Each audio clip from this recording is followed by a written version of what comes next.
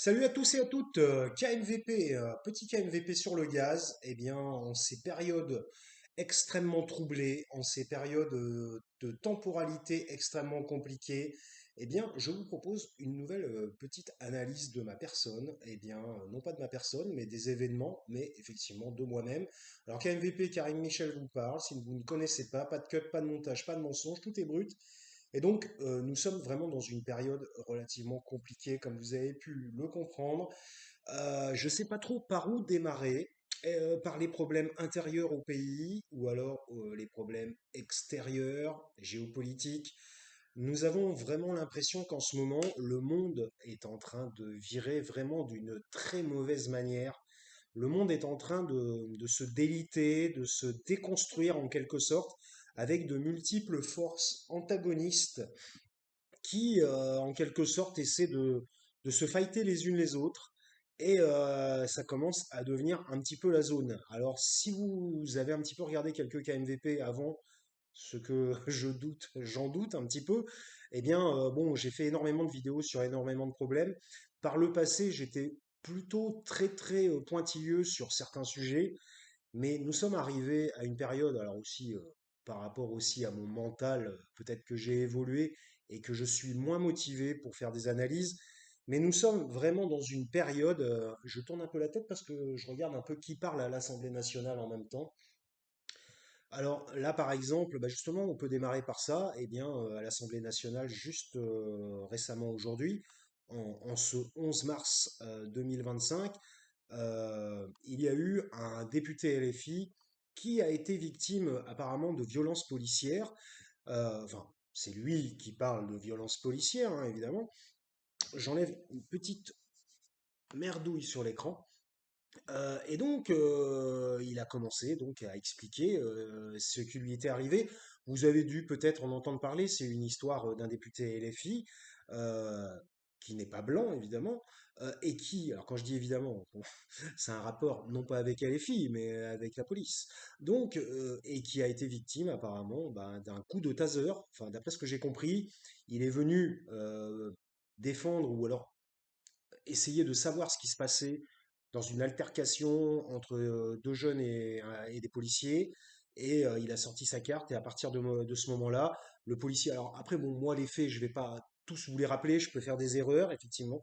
Donc voyez les faits par vous-même, parce que moi je ne suis pas là, je ne suis pas un ordinateur qui recrache et déblatère les faits. Vous avez qu'à les vérifier par vous-même. Apparemment, d'après ce que j'ai compris moi, eh bien, voilà, il se serait interposé, et suite à cette interposition, je ne sais pas si ça se dit, eh bien, il se serait fait taser, ou il aurait reçu un coup de taser. Donc, c'est quand même un député de la République, qui soit de la France insoumise, ou qui soit d'un autre parti politique, même d'ailleurs, je dirais, puisque nous sommes en démocratie, en théorie, enfin, ce n'est pas forcément la réalité, mais nous sommes probablement encore, peut-être, oui, évidemment, je joue sur les mots. En démocratie et en république, donc normalement, un député n'aurait pas à se faire agresser de la sorte par les policiers. Et pourtant, ça se passe. Ça se passe en 2025. Alors que ça se passe, on peut dire que des bavures, ça a toujours existé.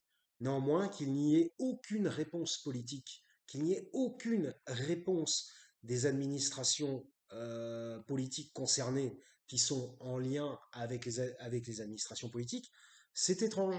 Pourquoi il n'y a jamais de réponse? Pourquoi il n'y a les personnes ne sont jamais convoquées, ne sont jamais euh, punies en quelque sorte. Donc là, c'est un problème tout de même.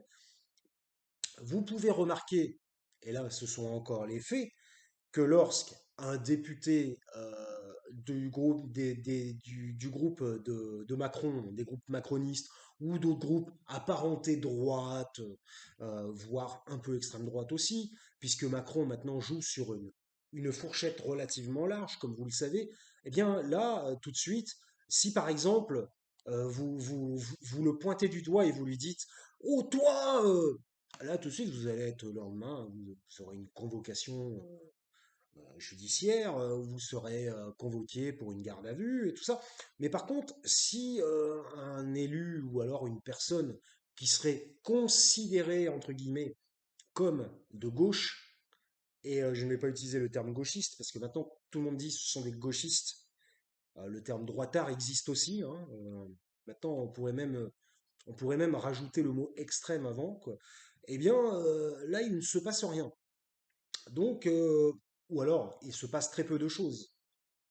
Il n'y a aucune, il n'y a rien qui se passe derrière.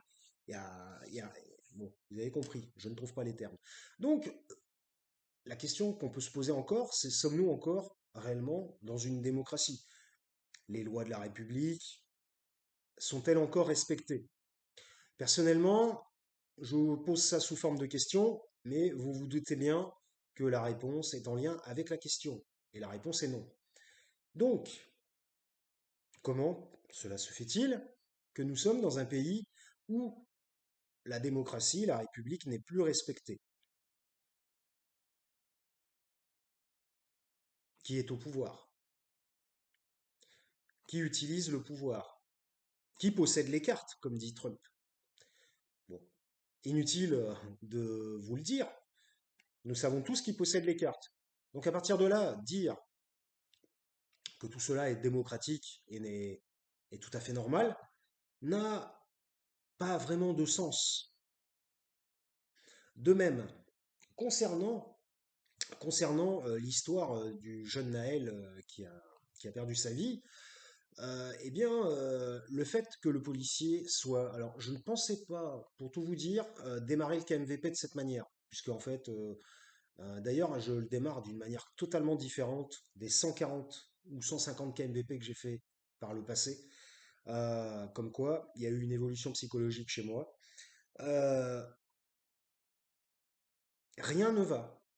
Rien ne va. Quand je parlais justement, juste avant, du jeune Naël, euh, la mise en examen du policier, alors je ne sais pas si c'est une mise en examen exactement, mais enfin, le procès qui va se dérouler avec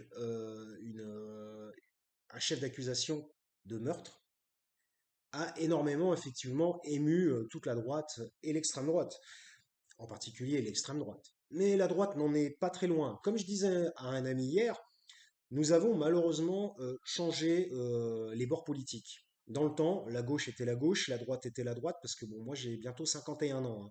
Donc la gauche était la gauche, la droite était la droite, l'extrême droite était l'extrême droite et était mal perçue parce que extrême droite, s'appuyant sur des thèses et des théories fascistes, ayant été fondées par un groupe d'anciens Waffen-SS, ainsi que Jean-Marie Le Pen, ancien tortionnaire de guerre d'Algérie. Et donc, aujourd'hui, l'extrême droite serait plus vraiment l'extrême droite, mais serait plus la droite, et la droite irait un peu plus vers l'extrême droite. Donc en gros, on sent une sorte de fusion entre ces partis, une sorte de fusion non avouée, une fusion inconsciente ou une fusion en déni, je ne sais pas comment dire, de ces partis. Et aujourd'hui, nous avons un bloc politique où la gauche est perçue uniquement comme de l'extrême gauche, mais par contre, la droite, qui était extrême droite, elle n'est plus perçue comme de l'extrême droite. C'est l'extrême droite devient de la droite. Alors on a, vous voyez, c'est intéressant. On a la gauche, enfin c'est intéressant. Moi je trouve ça intéressant. Je ne sais pas si vous trouvez ça intéressant. On a la gauche qui devient l'extrême gauche et la droite, enfin, l'extrême droite qui devient de la droite. Donc ça c'est intéressant, ces deux parties, ces deux blocs en fait, qui en fait changent de position mais pas de la même manière. Des positions qui arrangent l'opinion publique, des positions qui arrangent l'opinion publique, qui est à majorité détenue par les groupes de milliardaires qui ne sont pas de gauche, comme vous le savez, et tout d'un coup, nous trouvons un faisceau de convergence entre ces deux blocs, en quelque sorte. Bon, alors après, rien de nouveau, vous le savez déjà, évidemment, mais c'est une preuve supplémentaire ou alors une argumentation supplémentaire dans ce sens-là. En quelque sorte, nous avons une sorte de, je ne sais pas comment dire en quelque sorte, une sorte de modification des choses qui ne sont pas réels en quelque sorte. Donc, c'est-à-dire, on a une modification des partis où un parti se dit d'origine de cette manière et finalement est classé de nos jours d'une autre manière. Donc, ça crée déjà un paradoxe. On peut se poser la question, eh ben, ce parti est-il ceci ou est-il cela? Ça crée un doute dans la compréhension politique du parti. Par exemple, aussi, on a le PS, comme vous le savez, qui n'a pas voté la censure contre Bayrou et qui se dit, en quelque sorte, dans un parti d'opposition, mais néanmoins qui, qui continue à voter pour faire perdurer le gouvernement macroniste. Donc, c'est pareil. Alors, en quelque sorte, comment pouvons-nous analyser ça? Bah oui, effectivement, ils mentent tous, ça c'est sûr, mais le mensonge, on le sait très bien, effectivement, ce n'est pas un problème pour eux. Donc, eh bien, nous nous retrouvons dans ces situations, et c'est ça un petit peu que je voulais dire, en quelque sorte, que, eh bien, et voilà, le problème, c'est que il y a du mensonge partout et que tout le monde ment, ils mentent, ils mentent, ils mentent, ils ne font que mentir. Et comme le dit l'adage, ils savent qu'ils mentent et les gens savent qu'ils mentent, mais ils continuent à mentir, tout en mentant. C'est moi qui l'ai rajouté. Donc, nous sommes dans une période où les pistes sont brouillées, c'est ça en quelque sorte, les pistes sont brouillées, les choses ne veulent pas être dites comme elles sont falsifiées, travesties, sans faire de jeu de mots, elles sont euh, dissimulées, voilà, ça c'est un mot intéressant que je vous conseille de conserver, elles sont dissimulées, c'est une dissimulation des choses, et donc pourquoi dissimuler? Alors, j'ai envie de dire, alors après, voilà, moi je ne fais qu'essayer de gratter au fur et à mesure dans le sol pour essayer de comprendre d'où vient le problème. Parce que lorsque vous regardez un arbre, vous voyez évidemment l'arbre à l'extérieur, mais il y a des racines. Et c'est pas vraiment l'extérieur qu'il faut analyser. Ce qu'il faut analyser, c'est ce qui se passe en dessous. Bon, c'est un peu partout pareil hein, dans tous les phénomènes. Mais voilà, donc ben, voilà, nous avons une période, mais ça je l'ai déjà dit dans les anciens KMVP, je l'ai dit énormément dans les anciens KMVP, qu'on a une période, on est dans une période du mensonge, on est dans une période de la falsification, du travestissement, je ne sais pas si ça se dit, travestissement, oui, et de la dissimulation des choses, et pas uniquement des informations. Par exemple, vous voyez, par exemple, bah évidemment, je voulais en venir là un petit peu. C'était une introduction sur la politique intérieure de la France, et je voulais en venir là un petit peu sur la géopolitique et la politique extérieure, où il y a Zelensky qui finalement a retourné sa veste. Alors, je voulais en parler un petit peu plus profondément, mais bon, finalement, vous savez ce qui s'est passé. Donc, en gros, Zelensky a retourné sa veste, et maintenant il dit, oui, je veux bien faire la paix. Bon, en même temps, j'ai envie de dire, est-ce qu'il avait le choix? Il n'a pas vraiment le choix. Et d'ailleurs, comme l'a dit Trump, il n'a pas les cartes en main. Alors, la question, je ne suis pas Trumpiste. Je ne suis ni Trumpiste, ni pro machin, ni pro truc. Je fais mes propres analyses. Et pour les gens qui regarderont quelques KMVP, vous vous rendrez compte que mes analyses sont personnelles. Et donc, on ne peut pas vraiment me taxer de dire heureusement, j'ai pas beaucoup de monde qui regarde mes vidéos, mais c'est vrai que s'il y avait des centaines de personnes, je serais taxé de tel ou tel soutien, machin. Voilà, donc la question n'est pas de soutenir, la question d'avoir des opinions similaires à quelque chose. Donc voilà, c'est tout. Donc tout simplement être honnête. Donc Zelensky, il a décidé, il a dit ouais bah maintenant je me couche un peu, effectivement je fais mes excuses et je dis que effectivement nous voulons faire la paix. Alors déjà premier questionnement, comment ça se fait qu'il a eu un- un renversement quasi total sur 2 semaines, comme ça, en 2 semaines. Sur le champ, il était là, ouais, non, machin, il conteste, il joue les gros bras un petit peu dans le bureau ovale. Alors après, je dis pas, il a été un peu maltraité, comme j'ai dit à un pote, il a été un peu maltraité, je suis d'accord. Néanmoins, il a voulu jouer un peu les gros bras, et puis il est reparti de la Maison Blanche, voilà, en se disant ouais, je l'aurais tenu tête, je suis pas n'importe qui. Et puis ben une semaine après, 2 semaines après, on est à 2 semaines après maintenant, eh bien voilà, il baisse la tête et puis il dit bah oui, vous avez raison, je m'excuse et tout. Alors bon, personnellement, je pense que c'est pas de son fait personnel. Je pense qu'il y a des gens dans son entourage qui ont dû lui parler. Et à un moment donné, il a dû bah, se mettre devant le fait accompli. que effectivement, eh bien, il ne pouvait pas vraiment tenir tête à l'administration américaine pour le moment. On verra plus tard. Alors, nous sommes aussi dans une période où malheureusement, ah oui, alors je voulais parler de ça aussi, c'est vrai. Non, mais ça va me revenir au fur et à mesure, parce que si vous ne le savez pas, KMVP, il n'y a rien de prévu. Je ne prévois absolument rien, je n'ai pas de notes, je n'ai rien. Et donc, pas de cut, pas de montage, pas de mensonge, tout est brut. Et donc, bah, je déroule au fur et à mesure des idées qui me viennent en tête. Donc, je voulais parler de ça aussi, qui était un retour très très important du fascisme en France. On est, et aussi une fascination. Alors là, il va y avoir encore plein de mots interdits, mais bon, j'ai l'habitude d'être censuré de toute façon. Donc, une fascination qui devient vraiment malsaine pour l'époque des années 40. Vraiment, je l'ai déjà dit depuis quelques KMVP, peut-être l'année dernière. Ça a démarré par énormément de reportages. Je me souviens, ma mère était encore vivante. Ça a démarré par énormément de reportages à la télévision concernant la Seconde Guerre mondiale. Moi, personnellement, je vous dise, je suis né en 74. Donc, des reportages sur la guerre mondiale, il y aurait dû y en avoir pas mal déjà. Il y en avait quelques-uns dans le temps, mais il n'y en avait pas tant que ça. Il y avait quelques reportages par-ci par-là. Mhm. Reportages exceptionnels qui montraient un peu l'envers, l'envers maléfique du décor de la guerre. Et voilà. Mais depuis 2000, je dirais 2015, ça n'arrête pas. 2010-2015, c'est allez, allez, on y va, la deuxième guerre, les nazis, poum, poum, l'Allemagne nazie, on n'arrête pas d'en parler. Ce que les gens ne comprennent pas, c'est que ça peut provoquer sur des esprits faibles une fascination morbide, une fascination malsaine. Que des esprits faibles, évidemment que j'ai bien compris que les reportages étaient là pour dénoncer, mais c'est pas la question. Il y a des gens qui voient ça dans la dénonciation et il y a d'autres gens qui vont voir ça dans la toute-puissance. Donc, ces reportages, qu'on en parle, c'est très bien, mais ces reportages n'ont pas été positifs. Voilà, quoi. Il y a eu beaucoup trop de reportages là-dessus.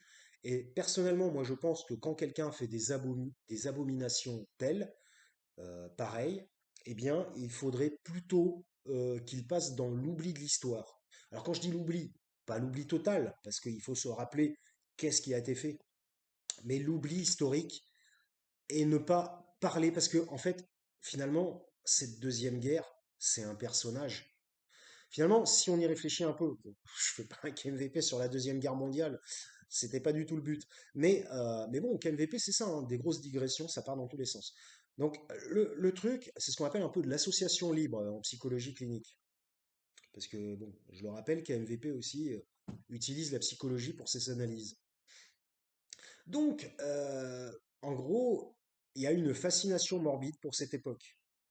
Et cette fascination morbide vient alimenter la folie de certains dont nous ne connaissons même pas l'existence. Donc, alors, pas de la folie, mais de ces personnes-là. Voilà. Donc, il faut arrêter parce que, à la fois, ça peut être considéré par certaines personnes. Évidemment, la majorité des gens comprennent très bien de quoi ça parle et ne sont pas là-dedans.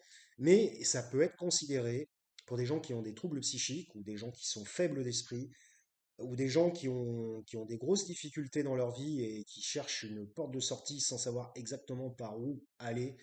Ça peut avoir une fascination morbide sur l'esprit. Voilà.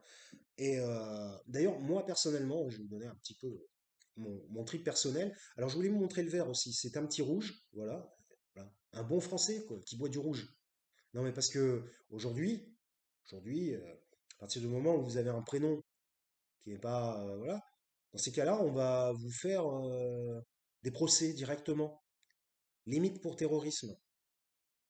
Le fait que vous soyez juste issu d'une ethnie, vous avez un procès pour terrorisme. Et la France se vanterait-elle aujourd'hui de faire partie encore des nations démocratiques? Personnellement, je ne le pense pas. Mais bon, c'est une autre histoire. Alors bon, après le problème c'est que la France était une démocratie avant Macron. Effectivement, était une démocratie avant Macron. Donc voilà, bah, je voulais parler un petit peu de ça, dire que effectivement on a, alors je voulais parler évidemment un peu de géopolitique, mais j'ai une démotivation là, je vous l'avoue. Et bah voilà quoi. Donc on est dans une période. On est dans une période où on a une forme de folie généralisée, alimentée, bah oui, franchement, j'oubliais le sujet principal, Macron et la guerre. J'étais en train d'oublier le sujet principal, Macron et la guerre. Une folie alimentée, et d'ailleurs, bah voilà, la guerre, quoi. La guerre, toujours la guerre. Bizarrement, je suis en train de me dire, vous voyez pas le lien? Montée du fascisme, montée des opinions guerrières. C'est bizarre, ça n'est jamais arrivé, ça encore, dans l'histoire de l'Europe. Ça n'est encore jamais arrivé, ça. On a d'un côté une montée, je le redis une deuxième fois pour ceux qui n'auraient pas bien entendu, on a une montée du fascisme et du racisme. C'est un peu une réalité, ce sont des faits, mais des faits qui ne sont pas relatés par la télévision française. Et on a d'autre part une montée de l'esprit guerrier. J'ai envie de dire, est-ce que ça vous étonne? Bah, moi personnellement, non. C'est en train de ne pas m'étonner du tout. Voilà. Donc bah, les gens qui sont étonnés, le fascisme a toujours été lié à la violence, toujours. Les skinheads, qu'est-ce que c'était que des skinheads? Je veux dire, aujourd'hui, les skinheads, on n'entend plus trop parler. On n'entend plus trop parler. Il n'y a plus de skinheads aujourd'hui. On dirait que, bon, bah. Et c'est vrai que c'était un peu des skinheads. Il y avait aussi le côté punk. C'était un peu les punks d'extrême droite, en quelque sorte. Ouais, ou quelque short. Il y en avait qui se retrouvaient en short, hein, des fois aussi, hein. Et donc, c'est très bizarre. C'est très étrange. Nous avons une montée de la violence, effectivement. Bon, ceux qui disent que c'est faux, que la France a toujours connu la violence, qu'il y a toujours, enfin la France, les pays, qu'il y a toujours eu de la violence, oui, c'est vrai, la violence a toujours existé, ça c'est certain. Mais néanmoins, enfin, mais ou néanmoins, parce que je pense que les deux, ça va pas trop ensemble, néanmoins, selon moi, évidemment, hein, KMVP, je ne vous donne toujours que mes avis personnels qui n'engagent que moi. Néanmoins, je pense que la violence a augmenté, effectivement.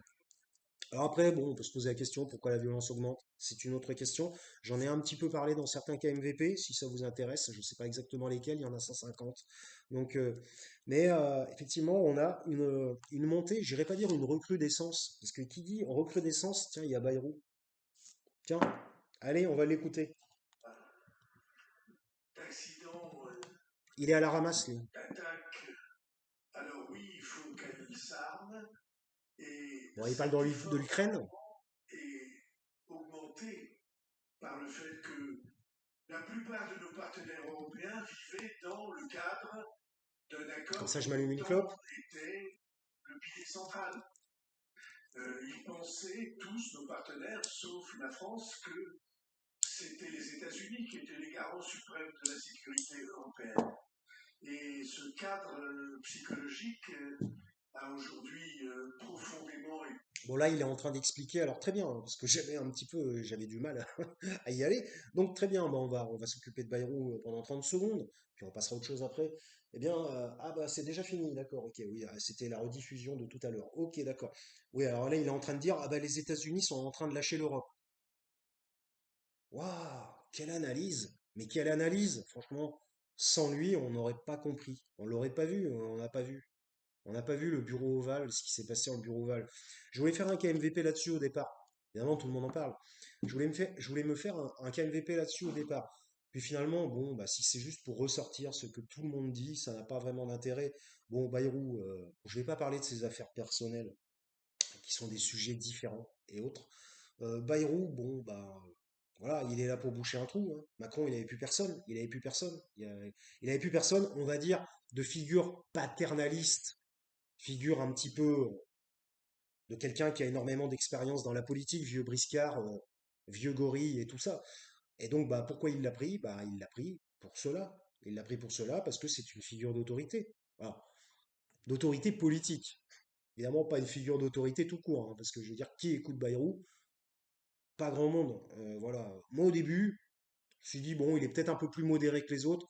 Non, pas du tout. Non, en fait, il en a rien à foutre. Lui, tout ce qui compte, apparemment, d'après ce que j'ai compris, tout ce qui compte, c'est lui-même, hein. Donc lui, il veut juste, voilà. Il a jamais réussi à devenir président de la République. Il s'est présenté des dizaines, bon, j'exagère. Il s'est présenté plusieurs fois. Et bon, des dizaines, il aura pas pu. Autrement, il aurait 300 ans. Mais il s'est présenté plusieurs fois et bon, il n'a jamais réussi à obtenir quoi que ce soit. Maintenant, il se retrouve Premier ministre comme ça, par vraiment un coup du sort, hein, on va dire, un coup de chance, hein. C'est vraiment un coup de chance, hein. Je pense que s'il y a 10 ans, on lui avait dit, ou 15 ans, vous serez Premier ministre dans 15 ans, le mec, il aurait rigolé, je pense. Donc c'est vraiment, vous voyez quand même, comme la politique, enfin, surtout sous Macron, hein, toujours spécifique à Macron, comment la politique peut s'agencer de manière inexpectable, de manière totalement inexpective. Je sais pas comment dire. Bon, bref, c'est à force de lire dans l'anglais, on n'arrive plus à parler français, c'est la merde. On va finir par tous devenir anglais, quoi. On va tous angliciser, quoi. Donc, euh, voilà, bon, Bayrou, quoi dire? Voilà, il est là pour une sorte de, je vais pas dire un fusible, parce que Macron va pas le faire sauter, mais voilà, il est là un peu pour prendre les coups, quoi, en quelque sorte. Alors j'ai envie de dire, à son âge, voilà, hein, tant pis pour lui, hein. Peut-être qu'il aurait mieux valu qu'il prenne sa retraite. Il a, il doit avoir quand même gavé de pognon, je pense, depuis le temps. Surtout avec, il y a des fonds un petit peu obscurs hein, aussi hein, dans son parti. Il y a eu des mises en examen, me semble-t-il. Il est passé au travers, comme d'habitude. Et plutôt que de prendre sa retraite et de vivre tranquillement dans le Béarn, non, il a préféré aller au charbon au Premier ministre sous Macron. Je suis pas certain que ceci soit profitable pour sa santé. Enfin, nous verrons bien. Donc, euh, donc voilà, ben, comme vous l'avez constaté, eh bien, disons la vérité, c'est la fin pour l'Ukraine. Zelensky s'est fait humilier dans le bureau ovale. Il a voulu jouer les gros bras et sortir euh, digne de cette rencontre. Et finalement, la semaine d'après, il a été obligé de dérouler le tapis et dire je m'excuse et ah oui, c'était ça que je voulais dire, nous allons faire la paix avec la Russie. Le jour où il dit ça, c'est-à-dire aujourd'hui et hier, il y a une vague de plus de 150 drones qui s'abat sur des quartiers résidentiels en Russie, sur plusieurs villes russes. C'est-à-dire que le mec, il dit, c'est quand même assez hallucinant quand même, si on y pense. Après, on va me dire, oui, mais tu vois, c'est stratégique, c'est que de la stratégie, c'est pour obtenir quelque chose. Non, il n'obtiendra rien de plus, au contraire, il va encore moins obtenir à cause de ça. Donc, ils envoient une vague de 150 drones qui tuent 3 4 personnes, qui blessent des gens en Russie, qui n'ont rien demandé. Alors après, on va dire, ah, les Ukrainiens n'ont rien demandé non plus. Il y avait une guerre dans le Donbass avant, je reviens pas là-dessus, il y a un KMVP déjà, je crois, là-dessus, me semble-t-il. Donc voilà. Et là, il envoie des salves de drones meurtriers, et le jour même où il signe la paix. Alors là, si c'est pas le maximum de, comment ça s'appelle, de cynisme, d'indécence, de cynisme, si c'est pas un maximum de cynisme, ça, je sais pas ce que c'est. Alors ceux qui disent ouais ouais il a raison, bravo, cela, votre opinion n'engage que vous. Pas de souci, je la respecte, pas de problème. Néanmoins, si quelqu'un vient vers vous et vous tend la main en vous disant allez, on fait la paix, mais que juste avant de vous tendre la main, il vous envoie une grosse calotte dans la gueule, est-ce que par exemple, vous allez dire cette personne veut vraiment faire la paix avec moi? Écoutez, je vais m'arrêter là sur une punchline comme ça. 28 minutes 42. Je vais aller jusqu'à 30 minutes parce que d'habitude je faisais des KMVP d'une heure, mais je ne fais plus ça. Et comme vous pouvez le constater, je suis beaucoup moins excité en KMVP que je l'étais. Non, vous ne pouvez pas le constater parce que vous n'avez pas regardé les vidéos. Je vous conseille de regarder quelques vidéos ou qui étaient bien meilleures que celles d'aujourd'hui, par exemple. Parce qu'en fait, pourquoi? Bon, je l'ai déjà dit, hein, je l'ai déjà dit dans quelques vidéos récentes.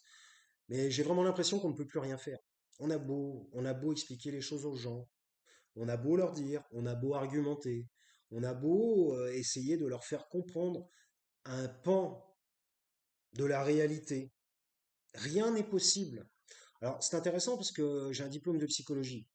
Alors, je savais que l'humain était réfractaire à toute modification psychique qui va créer une sorte de d'urgence un peu, comment dirais-je, agressive, une urgence du style danger, une urgence quoi, du style danger, danger. Il faut pas que Il faut pas que mon psychisme pense comme ça parce que je suis en danger. Donc, ils ont des mécanismes de défense qui créent un déni et qui créent. Alors, les mécanismes de défense peuvent être multiples, de multiples formes, mais en particulier le déni ou la projection, en particulier aussi sur l'autre. Et voilà. Mais ça n'est pas comme ça qu'on va s'améliorer. Voilà. Écoutez, bah, c'était KMVP. Je vous souhaite une bonne journée. Et puis voilà. Bon, aussi, je voulais dire énormément d'autres choses. Je voulais dire aussi, peut-être, comme quoi, putain, je suis vraiment plus trop dedans, hein, dans le KMVP. Je voulais dire aussi que 2025 va être très compliqué. Alors, vous voyez, il se passe énormément de choses. Il se passe énormément de choses. C'est pire que des séries Netflix. Alors, Netflix, je m'en fous, j'ai jamais regardé, je l'ai pas. Et je ne l'aurai jamais. Donc, c'est pire parce que je veux pas donner d'argent à. Je pense que c'est une très mauvaise machine. Donc, voilà.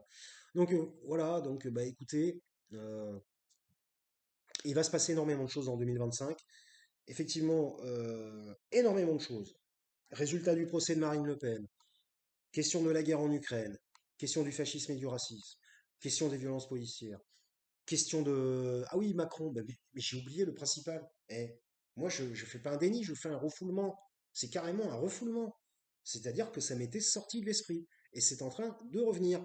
Eh oui, Macron qui veut faire la guerre. Macron, le grand chef de guerre. Il est 16h30, vous voyez. Il va s'exprimer. Je vais poster la vidéo avant 17h, parce que je ne vais pas continuer pendant une demi-heure là. Je vais faire 10 minutes encore, peut-être. Euh, Macron va s'exprimer en tant que chef de guerre. Voilà, chef de guerre.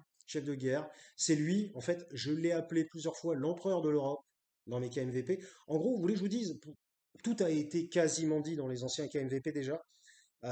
Mes prédictions se sont avérées exactes, voire même, j'ai aussi une phrase qui peut servir pour tout le monde, c'est pire que ce qu'on pense.